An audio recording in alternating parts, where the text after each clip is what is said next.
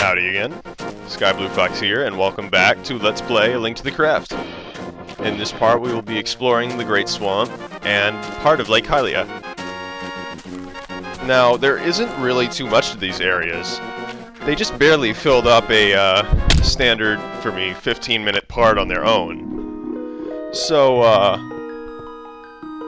alongside recording problems, as you probably noticed I don't have the bow. I attempted to record this footage on my main save, the one I'm doing the rest of the LP on. But for some reason, Fraps decided to be a terrible program and not record it. So I'm recording this from one of my backup saves. In this save, I haven't gone through the Eastern Palace. I haven't really done anything. I just swiped those bombs, stole them from the Kakariko shop, and then ran all the way here. There's not much here, really. I'm going to spend most of this, most of the end of this video just fuddling around, having fun. There's not much to do here other than what you see, and it's not much even then. So even heroes need breaks. But this little area is I'm not sure what it's called. I just called it the Swamp Relic because in the Dark World, this is its counterpart is the Swamp Palace, the second dungeon. So what we do here will allow us to get farther into this second Dark World dungeon in the main game.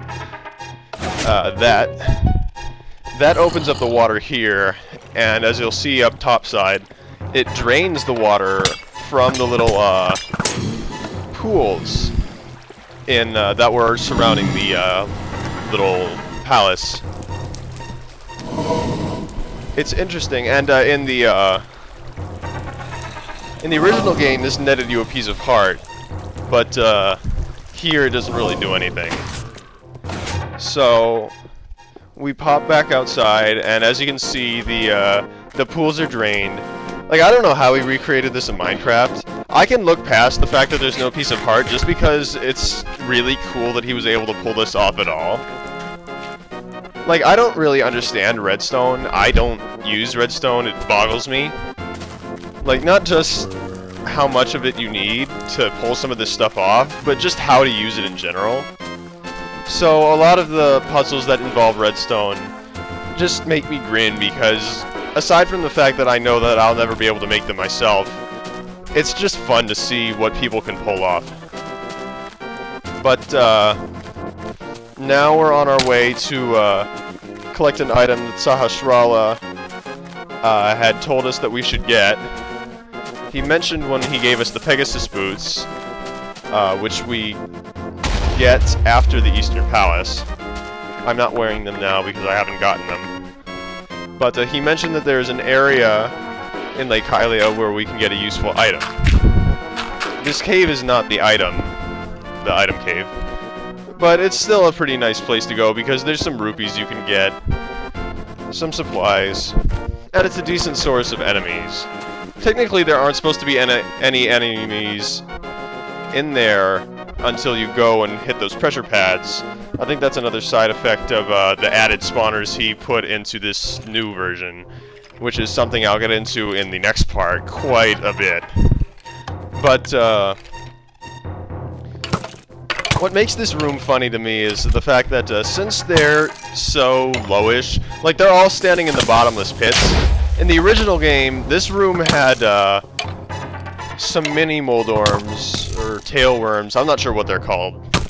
They're miniature moldorms anyway. But they had miniature moldorms on the other platforms, the left and the right one, and you'd have to bomb them to death, and that would open the door. However, in this, since enemies walk and can't get back to those platforms, they're all stuck in the bottomless pits. And since I've got such higher ground over them, they don't actually lock onto me until I hit them. Still, because there's so many enemies in there, I do eventually bail out a little bit like I do here, and wait for my health to fill up. There's not really much to say about Lake Hylia. Like, there are some neat places. There's the swamp place, which comes in later. There's this little area which has rubies. The area we're going after this is the cave that has the item in it. And in the main game, it's also where you can get the good bee, also known as the golden bee in the Game Boy Advance release. You could catch that with the bug catching net and bottle it up. And whenever you released it, it would fly around and attack enemies with you. And you could also do this with normal bees, but they would eventually fly away.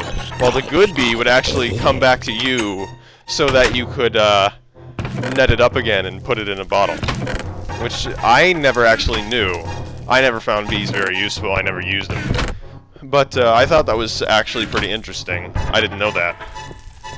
You're probably noticing the red sparkling around those rocks. I'll get into that in Death Mountain, where it'll become, it'll actually be mentioned by a sign.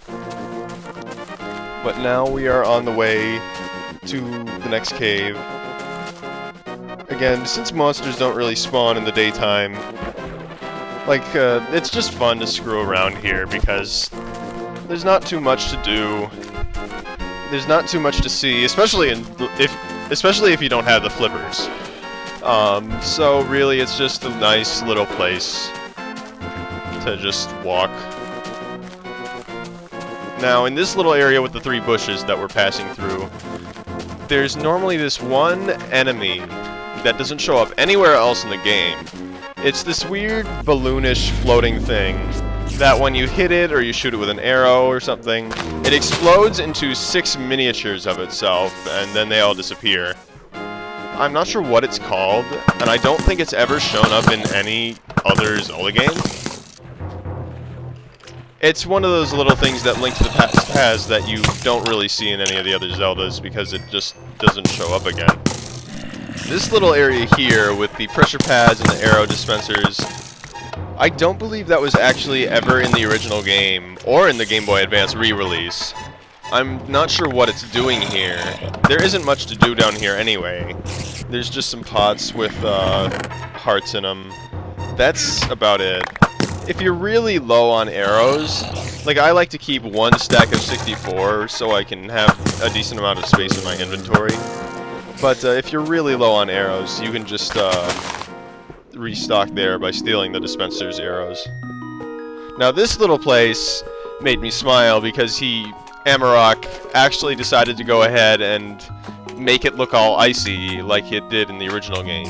Now Block to the Past, I don't think it even had these caves in here, in Block to the Past, which is what made me smile when I saw this even more. Now that little statue there, in the original game, that is a ice sculpture of a great fairy, and if you Pegasus Boots dash into it, that's how you get the good bee. Now this little explosion area here is the way into the other side, where we saw that those blocks.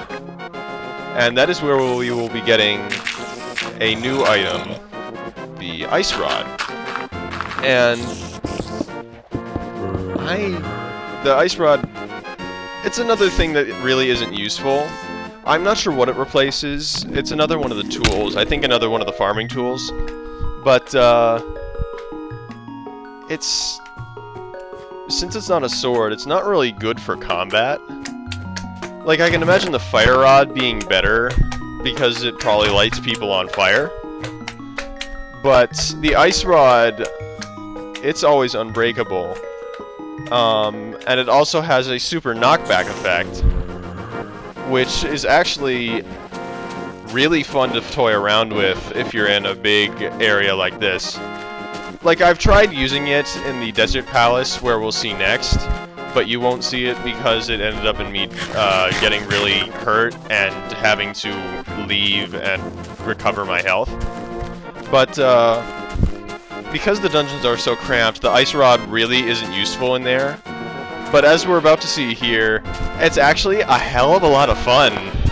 Like, every time I hit something with it up here, like, there's just no way I can't stop myself from giggling because it's just so silly. Like, it's almost cartoony how baseball batish the Ice Rod is. I mean, watch! Look at that! I mean, they go flying. It's just awesome. Like, I mean, it's not really useful. It's not really practical for dungeons or anything like that. But if you're just playing around and having fun, the ice rod is so cool. Pun not intended. But that's really it for this area. That was it for Lake Hylia, and we've already seen the Great Swamp. There really isn't much to the Great Swamp or Lake Hylia. They're very small areas with not many things to see. There were a lot more things in the original game, such as the bushes would hide landmines, which hurt you, obviously. There were the bushes could also hide guards who would shoot arrows. Hairs would pop out, and if you chopped up the bush that they jumped out of, then they'd give you stuff. Now this guy in the original game, if you destroy his sign, he'll follow you around until you leave the screen. And ignore that. I don't even know the significance of that quote. I just hear it all the time in relation to Zelda. If anyone can explain it to me, then I'd be cool. But this area is mostly just another rupee area. There's some stuff here. It's, if you really want more rupees, then you can grab them. But it's just another rupee area. Now that man that I was talking about before, his sign, he is actually an ex-thief. We get told this by one of the thieves in the Lost Woods. Why the thieves would admit that they're thieves and then tell you where one of their ex-members is staying still confuses me. Like, it's such a silly piece of dialogue. But, I guess it's still charming in its own way. But,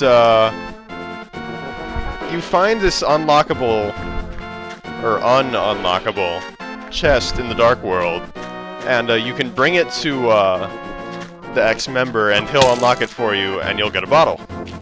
And that is the fourth and final bottle, alongside the two we have already, and one we'll be getting after the Desert Palace. But from here on out, it's mostly just me screwing around, not paying attention to the rules of, like, don't jump on the big walls, don't explode the map. Later on in this video, near the end of this video, I ended up just detonating all of my bombs, and then hopping down to the underbelly where all the inner workings are. We don't see much of it. I spend more of my time just hitting a skeleton with the ice rod, along with trying to get it to kill me, than really looking at the redstone circuits and stuff. But if you're a redstone guy, then I guess it would be worth your time to make an extra save, make a hole in the map, and then pop down and see what Amarok's done here. Yeah, see, here we go. I'm about to take all 13 of my bombs and screw up a continuous chain of them all exploding.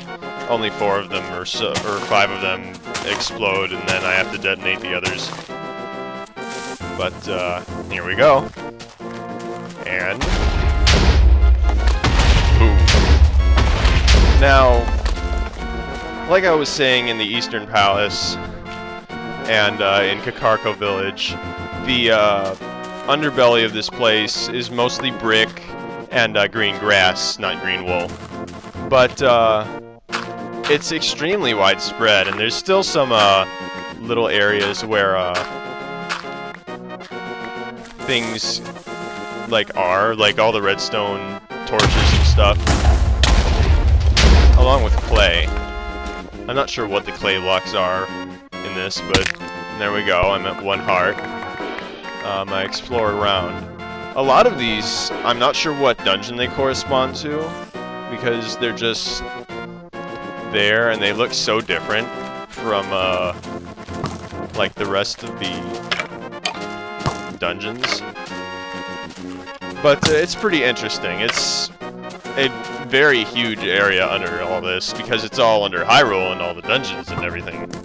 So, really that's it for this video. Again, like I said, I don't do much other than try and get myself killed while baseball batting this skeleton.